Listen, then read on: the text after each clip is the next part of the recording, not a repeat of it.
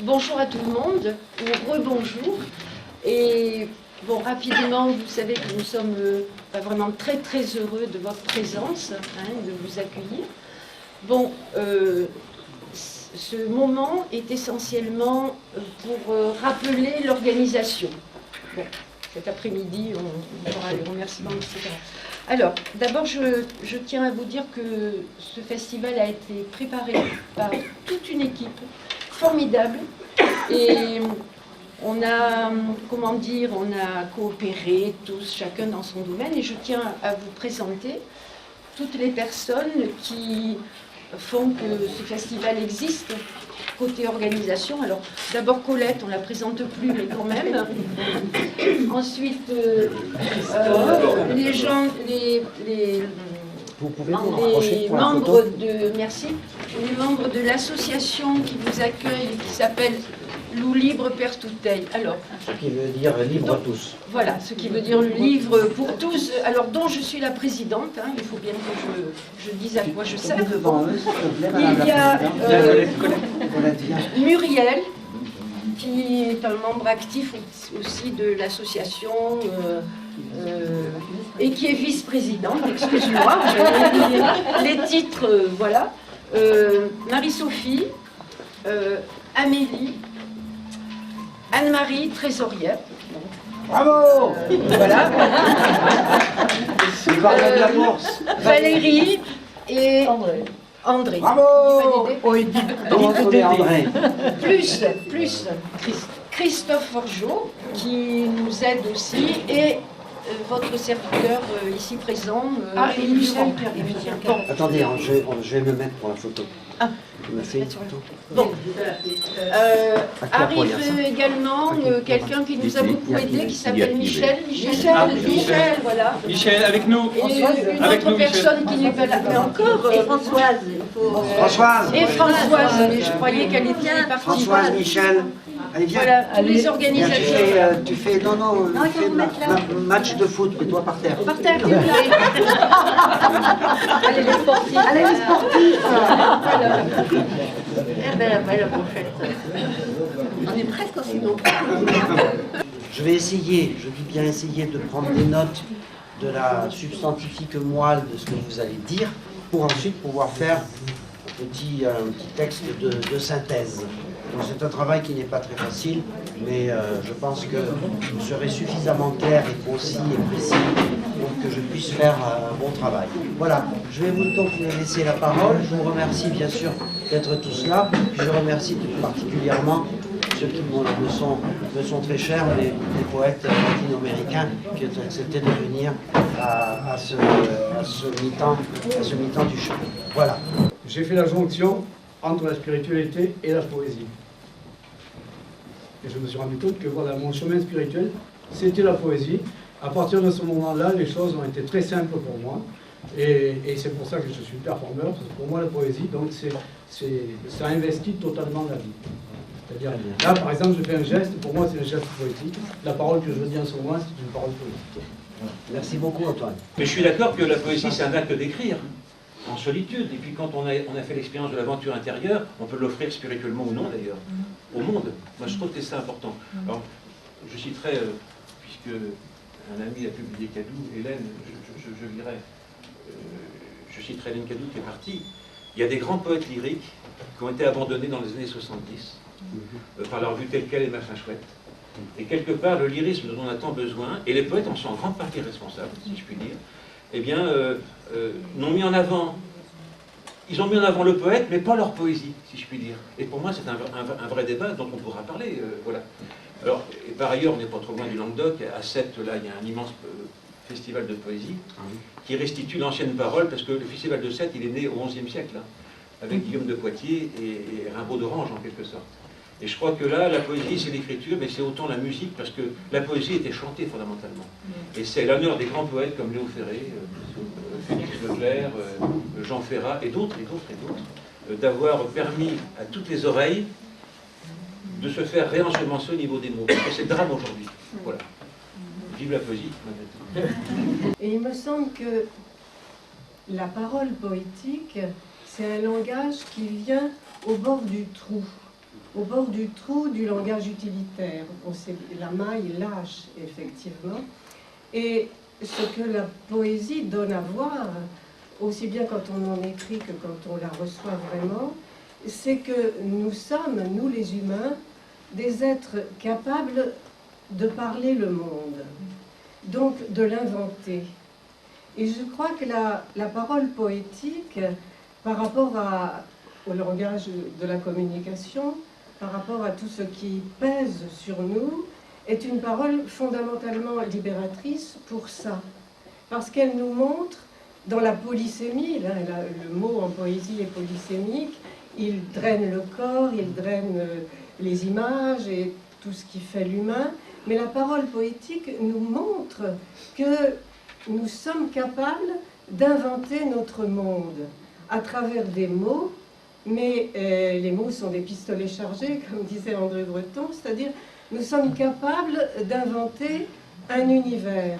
Et peut-être que c'est une façon de résister, nous n'avons plus que ça aujourd'hui, de résister à ce capitalisme culturel qui nous ronge la tête. Peut-être que la poésie a une grande importance. Mais en tant que lecteur occasionnel de poésie, qu'est-ce que je cherche? Je cherche en fait des images, je cherche des sonorités, je cherche des rythmes, et je cherche, au-delà du texte que je lis, je cherche de trouver quelque chose, bien sûr, qui me touche, une émotion. Mais je cherche aussi une intertextualité, une correspondance entre ce qui a été écrit par d'autres. Je cherche une culture. Voilà. Pourquoi l'écriture est-elle si importante dans sa matérialité? Parce que l'écriture véhicule avec elle les systèmes logiques de pensée. C'est-à-dire, pour l'enfant qui apprend à écrire, il doit comprendre que A est A et ne peut pas être non A. Et il n'y a pas de troisième possibilité. Mais cela, c'est le principe d'identité, de non-contradiction et de tiers exclus qui fonde la logique aristotélicienne, passe par la scolastique, Descartes, et qui est encore de nos jours la forme de pensée dominante. Une porte doit être ouverte ou fermée. Mais un jour, ce même enfant est confronté à un ensemble de signes E, A, U, X, où E est E et non E en même temps. A est A et non A en même temps, et ainsi de suite. D'autant plus que tout ceci peut se résumer à un seul signe, O, avec un circonflexe. Et phonétiquement, c'est pareil. Et c'est cela ce qu'on appelle la dialectique. Donc l'écriture, c'est un exemple majeur de matérialisme dialectique. Pas historique, ou historique si on le réinscrit dans le discours de l'histoire. Voilà pourquoi le poète est aujourd'hui le dernier représentant de la pensée critique à un moment où, depuis des années, on essaye de détruire la pensée critique chez nous. Il était un grand mur blanc, nu, nu, nu. Contre le mur, une échelle, oh, oh, oh. Et par terre, un ressort sec, sec, sec. Il vient, tenant dans ses mains, sage, sage, sage, un drapeau, un grand.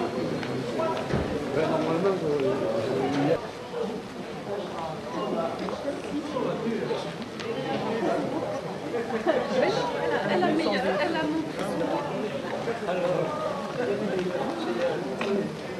Yo soy colombiano, pero vivo así.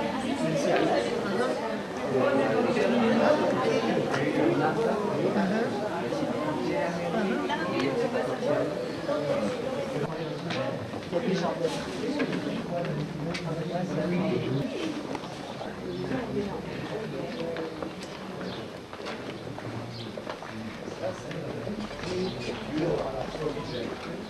me disais, ma femme est bonne comme l'aile que Musset glorifia dans sa nuit du printemps. Tu me disais aussi, ma femme est plus étrange que la Vierge qui fuit derrière sa blancheur et ne livre à l'époux qu'un fantôme adorable. Tu me disais encore, je voudrais lui écrire qu'il n'est pas une aurore où je n'ai salué son image tremblant dans le creux de mes mains.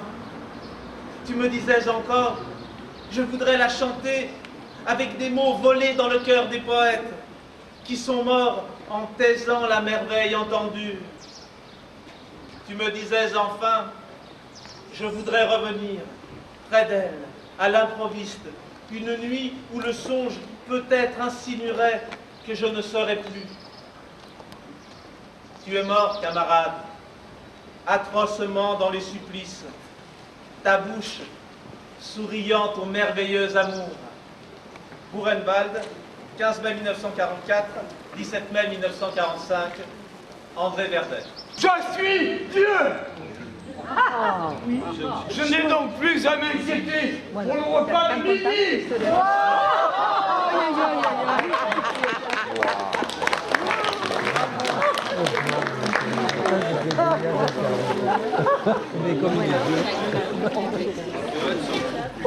Tu marches pas sur l'eau? Ça fait 2000 ans que j'ai perdu l'habitude. Sacré nom de Dieu!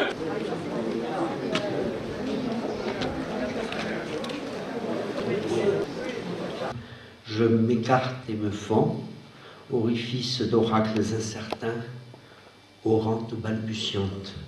Albertine Benedetto.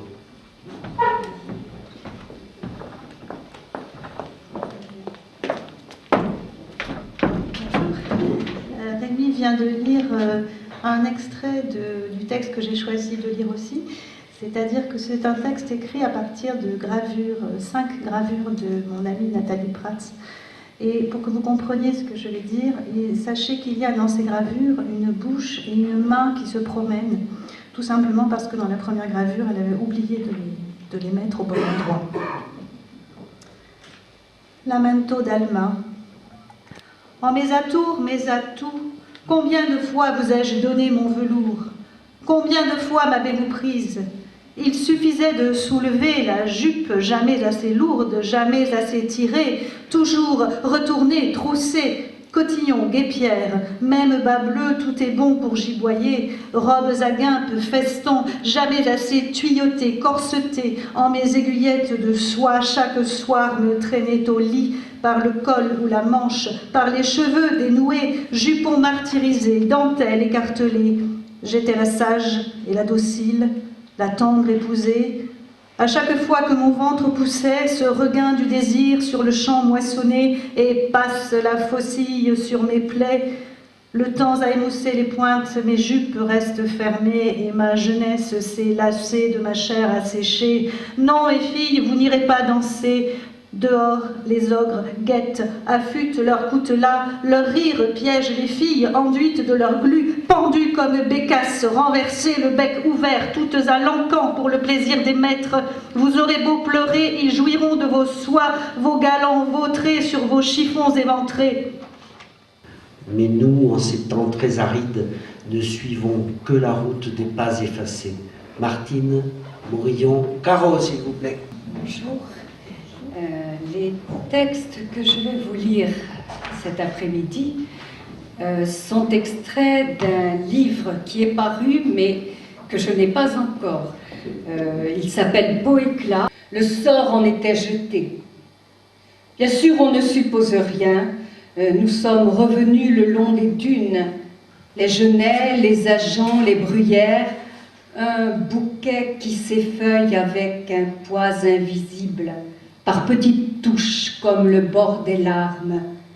Et pierrent un moment les bruits paresseux de la forêt, sa mortelle vacuité dédiée à l'obscur. Il n'y a pas d'air. J'attendais, je me disais que toi, peut-être, ton cri m'entre dans le cœur, la tristesse même.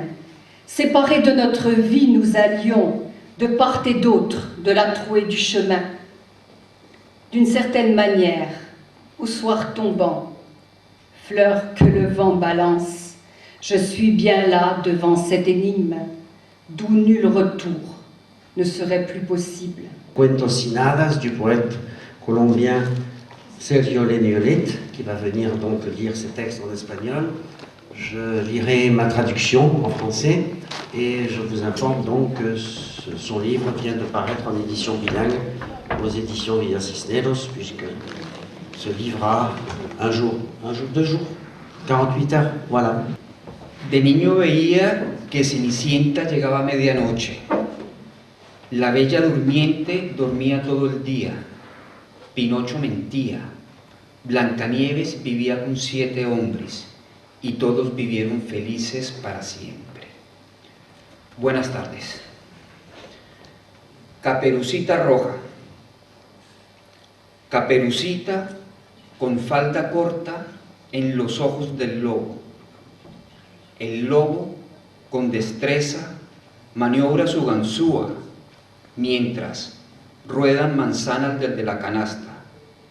Días después, vuelven al bosque para mantener el cuento. Petit chaperon rouge en jupe courte, dans les yeux du loup.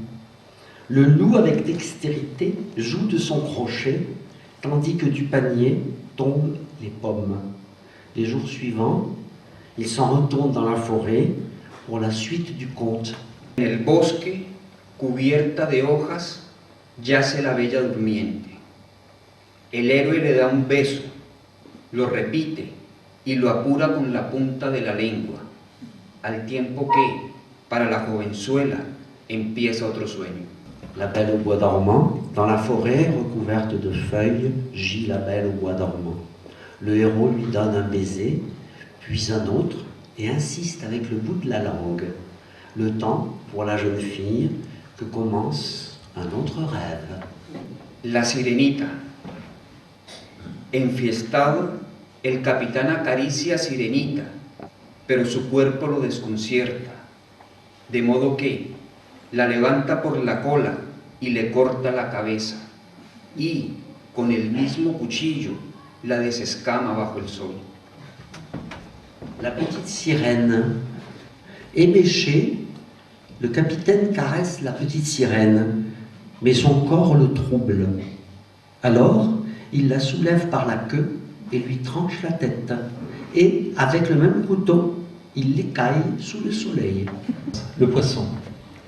Un étrange poisson est venu cette nuit sur la ligne du cœur interroger la tendresse de tes paroles.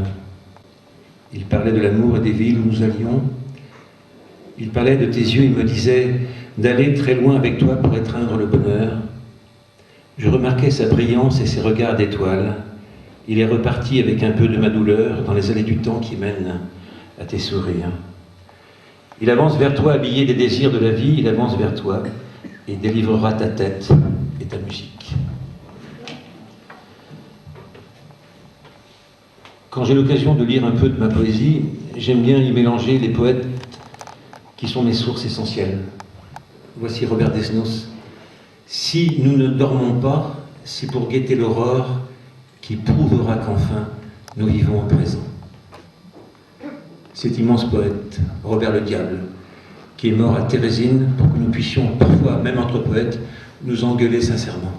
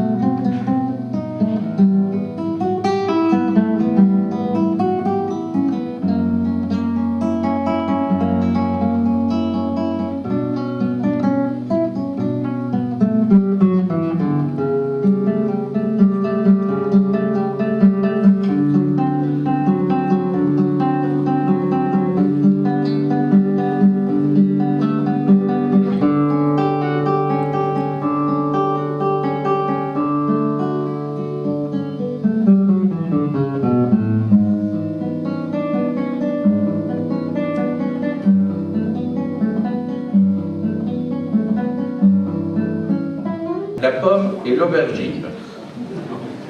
La pomme et l'aubergine sont-elles de bonnes copines?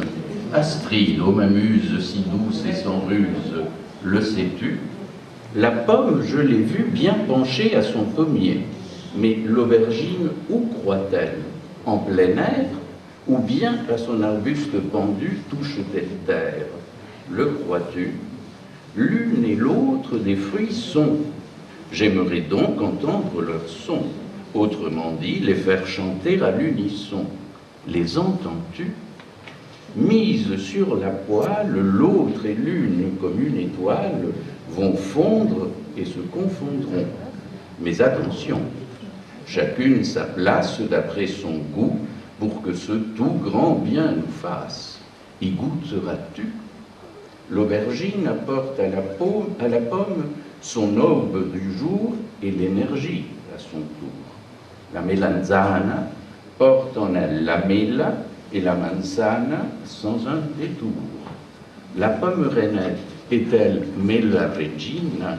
Qu'en penses-tu?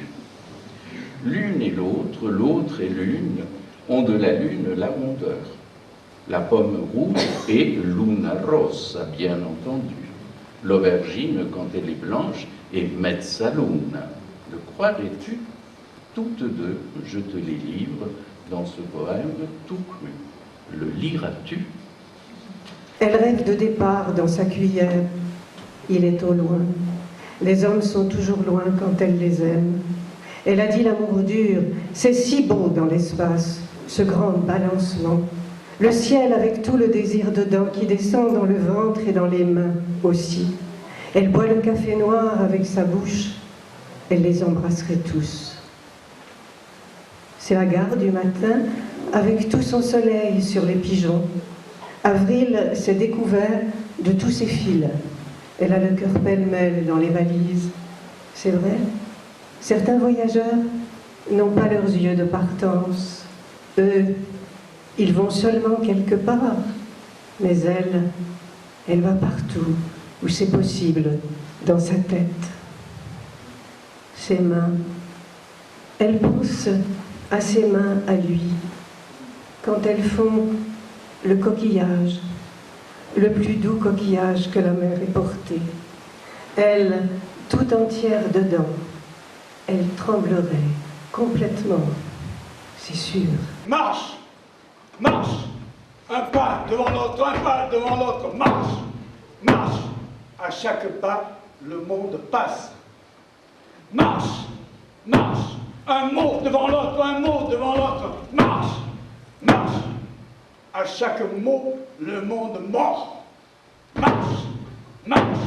Un cri devant l'autre, un cri devant l'autre, marche! Marche! À chaque cri, le monde crisse. Marche! Marche!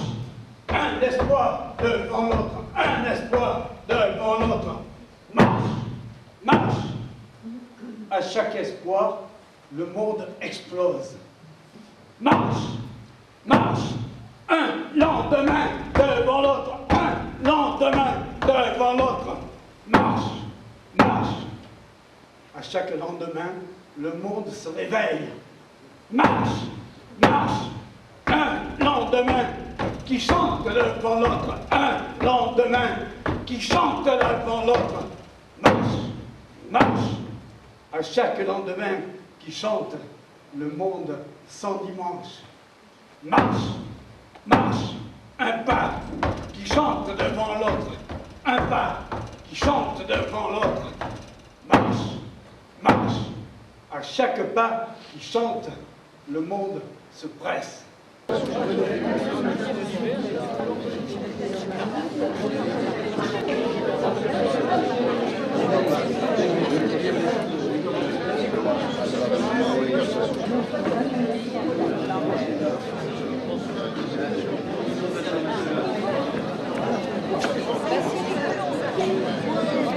Canique, un rythme aboyé. Des sursauts, des froids dans le dos, des chauds, les retrouvailles et les séparations, les spéculations, les interprétations s'engagent, les rencontres, les racontes, les pourquoi, les comment, les c'est tellement toi. Ça remue les méninges, ça fait le ménage sous le crâne et derrière les yeux. Fallait oser, gonfler ou culotter sans mériter calotte. Terrain défoncé par les gros sabots, mine personnelle des confites ou radieuses. Techno mitraillé dans les oreilles, désespoir joyeux sur les lèvres. Politesse et non petitesse.